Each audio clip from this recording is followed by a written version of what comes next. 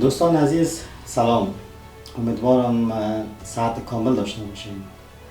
من این بار به شهر زیبای کلن آمدم. البته شهر کلن بسیار شهر معروف و شهر بسیار بزرگ است.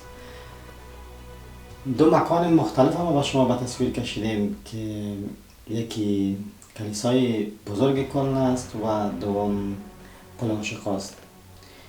که این دو مکان هر نقطه از یا یک داستان داره، هر نقطه از یا یک قصه داره.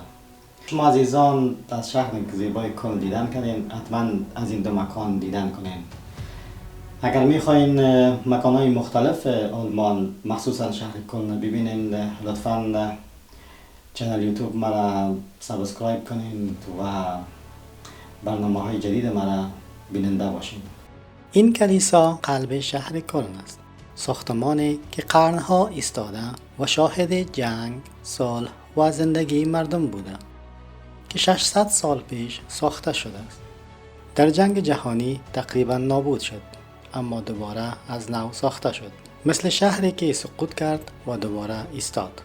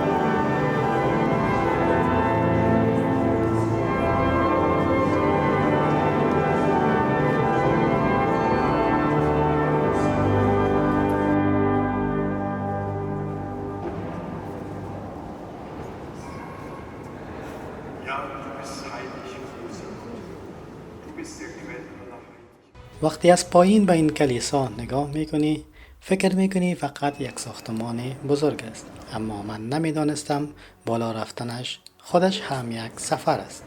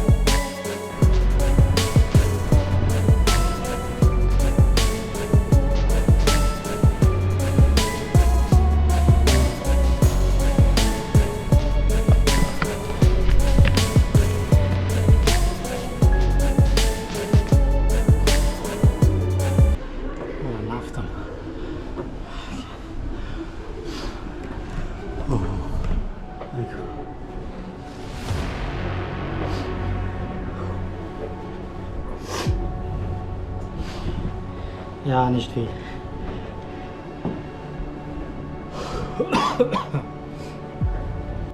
وقتی به بالاترین نقطه این کلیسا رسیدم نفس بسیار کم داشتم، اما دیدن این منظره زیبا همه خستگیم را جبران کرد.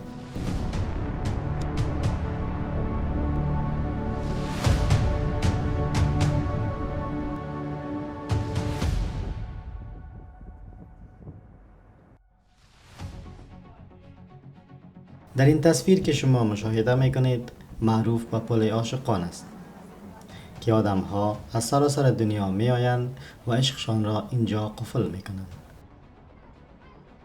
قفل ها می ماند اما آدم ها می روند و زندگی آرام آرام از این پل عبور می کند.